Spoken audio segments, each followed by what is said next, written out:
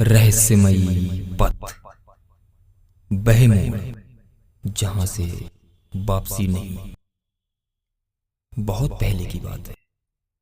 एक प्राचीन जंगल के घने अंधेरे में एक रास्ता था जिसका नाम लोगों ने रखा था मोड़ का मार्ग। ये रास्ता बिल्कुल सीधा शुरू होता था, सामान्य मिट्टी और बजरी से भरा।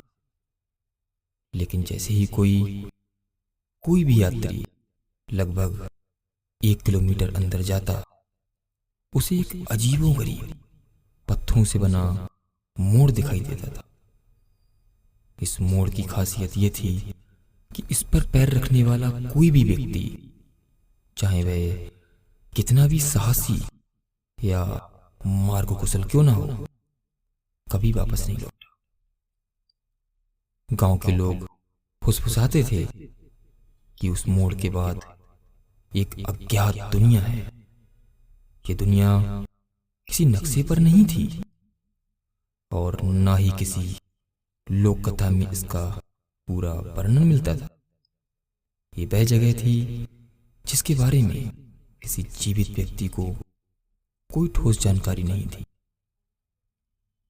उस मोड़ के पार की दुनिया। ये माना जाता था कि मोड़ का मार्ग पार करने वाला व्यक्ति एक ऐसी जगह पहुंचता था जहां समय का कोई महत्व नहीं था। सूरज और चांद एक ही समय में चमकते थे, या शायद बिल्कुल नहीं। एक पल एक दिन जितना लंबा हो सकता था और एक दिन एक पल जितना छोटा। इच्छाएं सच होती थीं, पर उनकी कीमत होती थी।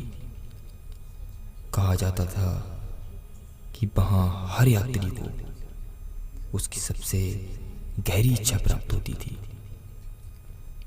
लेकिन इस इच्छा की प्राप्ति का अर्थ था पिछली दुनिया और अपने पुराने अस्तित्व को पूरी तरह से त्याग देना। यही कारण था कि कोई भी वापस नहीं आता था। वे अपनी नई मनचाही दुनिया में इतने खो जाते थे कि वापसी का विचार ही उनके मन से मिट जाता था। रंग और दुनिया अपरिचित थी। वहां के पेड़ पौधे, जानवर और हवा का रंग और आवाजें धरती की किसी भी चीज से मेल नहीं खाती थी। कुछ यात्रियों ने जाने से पहले ही बताया था कि उस मोड़ के पास एक अजीब सी नीली गंध आती थी और एक टूटे हुए शीशे जैसी आवाज सुनाई देती थी। आखिरी यात्री। एक बार एक उम्मीद से भरा युवा चित्रकार, जिसका नाम कबीर था, उसने उस रास्ते पर जाने का फैसला किया।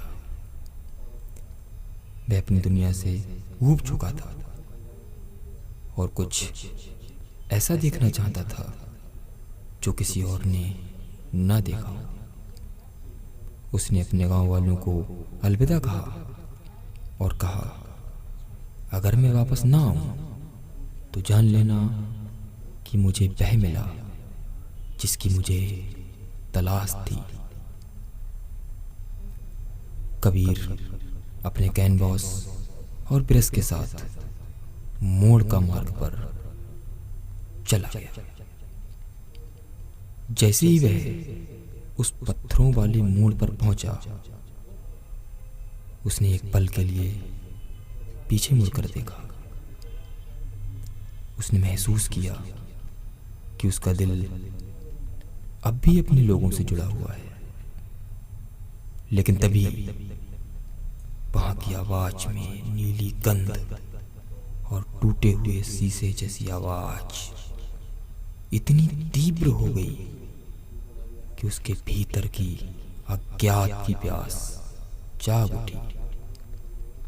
वह बिना किसी हिचकिचाहट के मुड़ गया। कबीर फिर कभी वापस नहीं आया। आज भी मोड़ का मार्ग वही है। यह एक अप्रयुक्त बाधा और एक अंतिम गंतव्य है। ये उन लोगों के लिए है जो वापसी की इच्छा को त्याग कर अपनी कल्पनाओं के सबसे गहरे कोने में प्रवेश करने को तैयार है। ये रास्ता इस बात का प्रतीक है कि कुछ कहानियां केवल शुरू तो होती हैं, लेकिन उनका अंत नहीं होता।